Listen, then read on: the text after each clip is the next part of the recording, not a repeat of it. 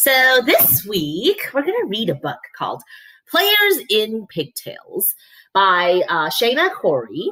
Okay, so it seems like, look at the picture. What do you think they're doing? Yeah, that's right. So they're baseball players, or actually they're softball players, right? Yeah, let's see. So, as you may know, the girls weren't allowed to play baseball before. So let's see what happened here. There it is. There you go. Katie Casey wasn't good at being a girl. At least not the kind of girl everyone thought she should be. Her clothing was crumbled. Her knitting was knotted. Her dancing was a disaster.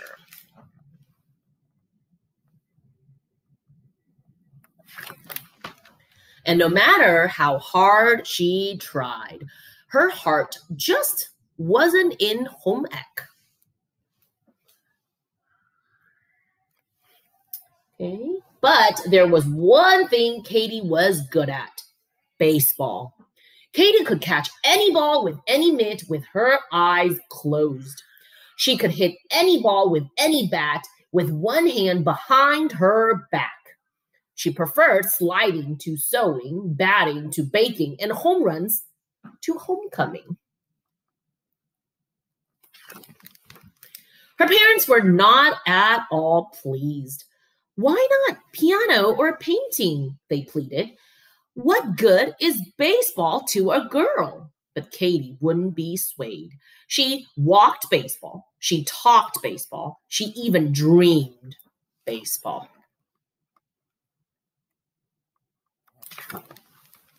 She went to the ballpark every chance she got. She loved the hot dogs and peanuts. She loved the shouting and singing. But most of all, she loved watching the professional players play ball. Sometimes she even imagined she was one of them. Every spring, she showed up for Fairfield High School team tryouts. And every spring, she was turned away without even getting a try. Better stick to ballet, the boys said. What good is baseball to a girl? But baseball was starting to change. America was at war, and more of the country boys, including the professional baseball players, were going off to fight. The fields were almost empty, and the fans were getting frantic. Even President Roosevelt was worried. What was a country without a national pastime?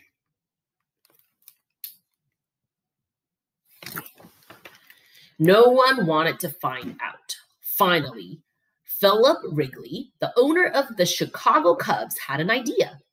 If women can work in factories and even join the army, he said, why can't they play ball?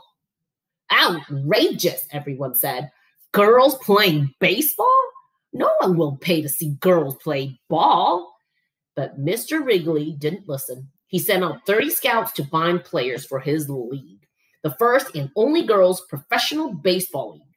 The scouts searched high and low, near and far. And to be perfectly frank, they were flabbergasted by what they found. Washington. All over the country, girls were playing ball, and they were playing just as good as boys. Texas, there's California, Florida, Louisiana, and New York. One of them was Katie Casey. Say, sister, said a scout when he saw her curveball, how'd you like to go to Chicago to try out for a real team? Would she? Katie didn't have to think twice. She went straight home and packed her bags, kissed her parents goodbye, and boarded the very next train. When she got to Wrigley Field, she broke into a grin. There were hundreds of girls. There were farm girls and city girls, tall girls and short girls, girls from far away and girls from down the block, But no matter what they looked like or where they came from, they all had one thing in common. They all loved baseball. Katie had never felt so at home. "Sign her up," said the coach of the Kenosha Comets when she saw her swing. The All-American Girls Professional Baseball League was on its way. Everyone was curious about the strange happenings at Wrigley Field. Unheard of, said one concerned citizen. "Girls don't like sports. It's certainly not ladylike," agreed another. "What good is baseball to a girl?" blared the newspaper headlines. The league manager heard the talk, and their stomachs started to twitch. They knew their girls were ready to play ball, but maybe the country wasn't quite ready for their girls. The managers decided to launch an emergency campaign to show the country just how ladylike baseball could be. First, they designed special uniforms for the girls to wear. "Dresses?" asked Katie, but she shrugged and put one on. After all, at least she was getting to play ball. Then the manager signed the team up for charm school. "Pinkies out, girls. Posture," cried the teacher. "Think swans." Finally, it was time for the big test. The girls were graceful and they were elegant. They were perfectly charming and they were ready to play ball.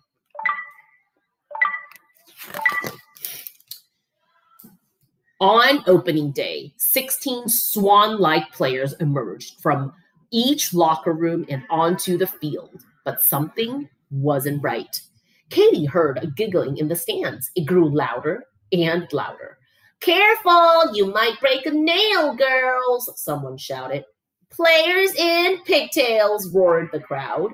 "Is this a ballpark or a ballroom?" Everyone laughed themselves silly until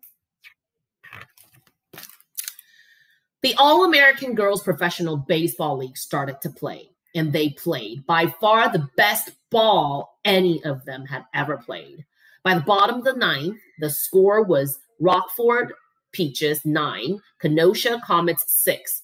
The bases were loaded, and Katie Casey was at bat for the Comets.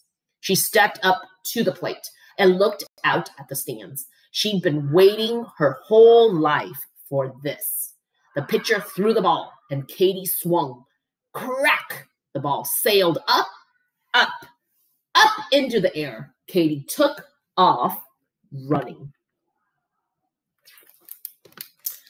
"It's a grand slam home run," shouted the announcer. The crowd went wild, and Katie cheered right along with them because for once, no one was asking what good baseball was to a girl. They were all too busy talking about how good girls were for baseball. All right. I hope you like that book. So there were a lot of things that girls couldn't do. We weren't able to vote. And look at this. We couldn't play baseball. But you know what? We can do if we want to. All right, girls. You go. See you next time. Bye.